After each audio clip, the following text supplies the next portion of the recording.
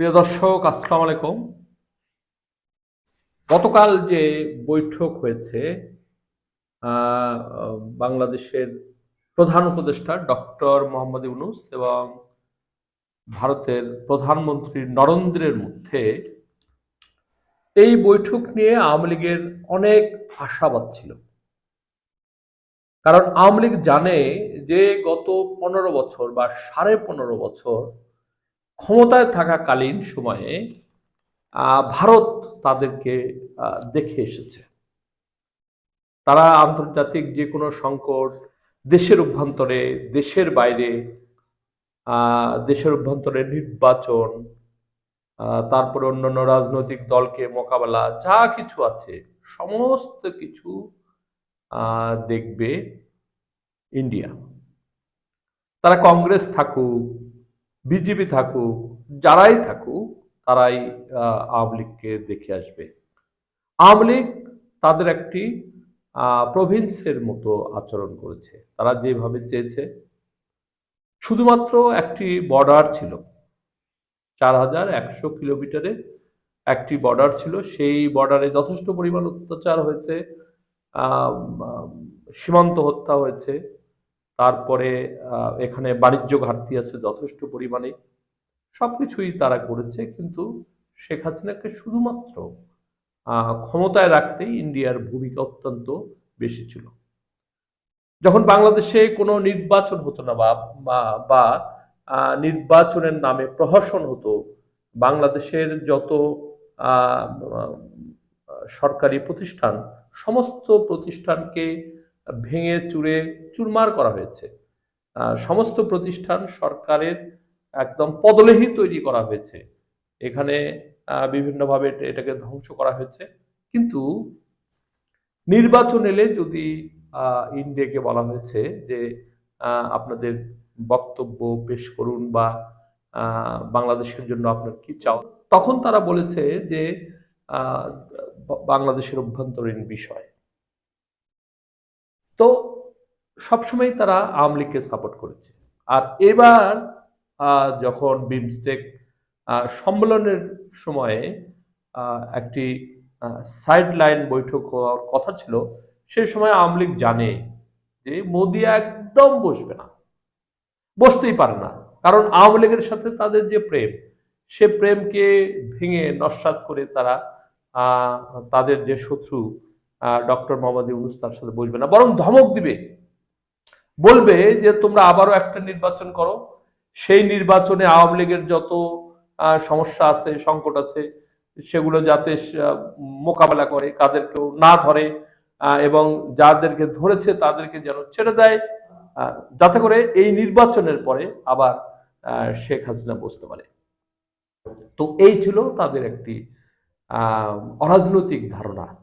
তারা মনেই করতে পারেনি যে ইন্ডিয়া ডক্টর মোহাম্মদ ইউনূসের সাথে এরকম আচরণ করতে পারে। পরে কিন্তু এখন তারা চুপচাপ। ইউনূস কি করেছে? ইউনূস তাদেরকে আহ্বান জানিয়েছে যে আসুন আমরা একটা বৈঠক করি, বৈঠকের প্রয়োজনীয়তা আছে। বৈঠক হয়েছে। ইউনূস সেখানে বলেছে যে আপনাদের দেশে আমাদের যে পলাতক প্রধানমন্ত্রী শেখ হাসিনা আছে, তাদেরকে ফেরত দিন। তার হাতে অনেক মানুষ হত্যা হয়েছে, সে স্বৈরাচার এবং তার হাতে রক্তে রঞ্জিত, তাকে ফেরত দিন, আমরা তার বিচার করব। এক। ২ নাম্বার হলো তিস্তা। শেখ হাসিনা যেটা কোনোদিন বলতেই পারেনি, তাদের এত গভীর প্রেম, তারা একে অপরে আত্মা হরিহর, এই কথা তারা প্রচার করে এবং তাদেরকে ক্ষমতায় রাখে। কিন্তু সেটা কি বাস্তবে ছিল? তার এক মন্ত্রী তো বলেই দিয়েছিল যে স্বামী স্ত্রীর সম্পর্ক মানে হলো, স্বামী যদি কিছু অর্ডার করে স্ত্রীকে সেটা মানতে হবে, সেই স্ত্রী যদি সেটা পায় বা না পায়। তো সেই ছিল শেখ হাসিনার অবস্থা। ফলে আমাদের যে আন্তর্জাতিক নদীগুলো, সব নদীর উপর প্রায় বাদ দিয়ে বসেছে। এবং এই যে তিস্তা, তিস্তা একটা অনেক বড় সম্পদ আমাদের। এবং আন্তর্জাতিক নদীর অর্থ হলো যে কোনো দেশ ভাটির দেশকে বঞ্চিত করে সম্পূর্ণ পানি উজানের দেশগুলো নিয়ে যেতে পারবে না। কিন্তু ইন্ডিয়া কি করছে, তারা ইচ্ছা মতো গজলডোবায় বাদ দিয়ে সেই পানি তারা কলকাতায় নিয়ে যাচ্ছে। কলকাতার যে নদী বন্দর, সেই বন্দরকে নাব্যতা ফিরিয়ে দিতে, এবং আরো কিছু পানি ওইদিকে তারা নিয়ে যাচ্ছে, ঝাড়খণ্ডের ওইদিকে। তো এই হলো পরিস্থিতি। সেইখানে আমরা ঠিকই বলেছি যে পানির ন্যায্য হিস্সা আমরা চাই। আমরা ফারাক্কার নবায়ন চাই, যেটা ছিল সেটা গেছে, এখন নবায়ন করুন, তো সেটা আমরা বলেছি। তারপরে সীমান্ত হত্যা যেটা হয়েছে, সেই সীমান্ত হত্যার বন্ধ করুন, এটা ডক্টর মোহাম্মদ ইউনূস বলেছে, এবং বলেছে যে আপনার দেশে থেকে শেখ হাসিনা যেন উড়াধুরা কথা বলতে না পারে, এবং যার কারণে বাংলাদেশকে আবারও এক ধরনের কিসের মধ্যে, মানে অস্থিতিশীল পরিস্থিতি তৈরির মধ্যে যেন না নিয়ে যায়। একবার তো জুলাই আন্দোলনের মধ্যে প্রায় 2000 ছাত্র মেরেছে, 30,000 মানুষকে আহত করে পালিয়েছে। এখন আবার সেটা শুরু করেছে আপনার দেশে বসে থেকে, আর আপনাদের সেটা প্রশ্রয় আছে কিনা জানি না। তো এই কথাগুলো বলেছে, ফলে খুবই চমৎকার একটি কি হয়েছে। এবং 102 সম্মেলন, এটা হলো বিজ্ঞান কংগ্রেসের সময়ে 2015 সালে একটা মেডেল দিয়েছিল ডক্টর মোহাম্মদ ইউনূসকে। তখন সে ব্যক্তি ইউনূস গ্লোবাল তার একটা চরিত্র, তাকে অতিথি করা হয়েছিল এবং তাকে একটি সেই সময় একটি স্মারক হিসাবে একটি কি দেওয়া হয়েছে, সোনার মেডেল দেওয়া হয়েছে। সেটার ছবি তার হাতে তুলে দেওয়া হয়েছে। অনেকে এটা সম্মেলন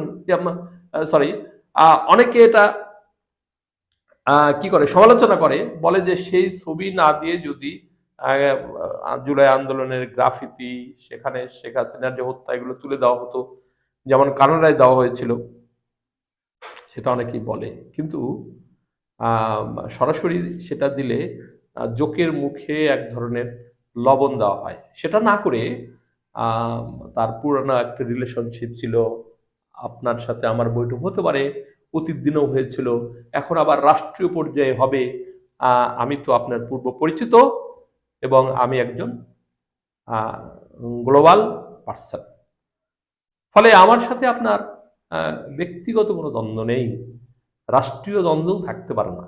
একটি রাষ্ট্র পর্যায়ে আমার মতো একজন ব্যক্তি আপনার সাথে কথা বলতে চায়, এটা আপনার মানা উচিত, আপনার জন্য কোনো সমস্যা নয়।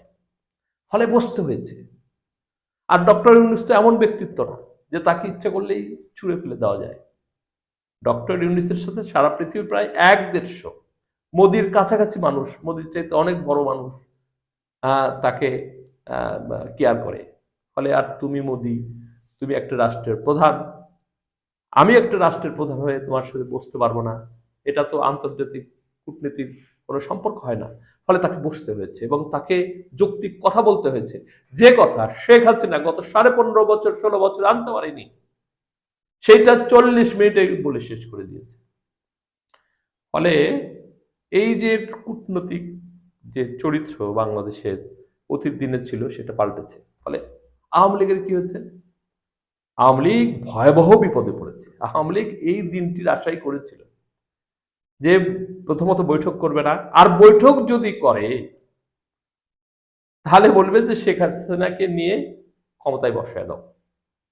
যাক, আমি আমার এইভাবে বললাম, মানে একটা প্রক্রিয়ার মধ্যে এটা করো, এটা ছিল ওদের আশা। থাকে না, দুই পরিবারের ঝগড়া, কুন্দল, দ্বন্দ্ব হয়, তখন তাদের যে সিনিয়র থাকে, সেই সিনিয়রদের কাছে যে আপিল থাকে, শেখ হাসিনা তো সেই পর্যায়ের মানুষ, সে তো রাষ্ট্রীয় কোন রকম আইন কানুন মর্যাদা কোনোটাই রক্ষা করে না। সে একজন কি বলবো, কুয়ালসাম ব্যক্তিত্ব, যার কারণে তার মনের যে বাসনা, সেই বাসনা এরকমই ছিল।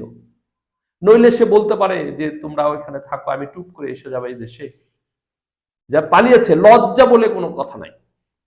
তো দর্শক, আজকের বিষয় যে সারা দেশের চুপ, অনেকেই তার বিরোধী যারা আছে নামে বেনামে নানান ধরনের সমালোচনায় লিপ্ত আছে, তার উৎসাহ কেউ কেউ রটনা করছে। এবং তার অদক্ষতা অযোগ্যতা তুলে ধরেছে অনেক, কিন্তু এটা তো সত্য নয়। কিভাবে মোদির সাথে কথা বলতে হবে, কি মাত্রায় কথা বলতে হবে, সেটা ডক্টর ইউনূসকে শেখাতে হবে না। ফলে দর্শক, এই পর্যন্তই। আপনারা যারা বুঝতে চান, জানতে চান যে মিটিং পরবর্তীতে কি হলো, আওয়ামী লীগের কি অবস্থা, এই পর্যন্তই আজকে আপনাদের সামনে তুলে ধরলাম। আগামী সামনের দিনে এই নিয়ে যদি আরো কিছু কথা বা আওয়ামী লীগের পক্ষ থেকে কোনো কথা আসে বা এটা নিয়ে তার যদি কোনো ধারাবাহিক ভিডিও করতে হয়, সেটাও আমি করব। আজকে ভালো থাকবেন। আল্লাহ হাফেজ।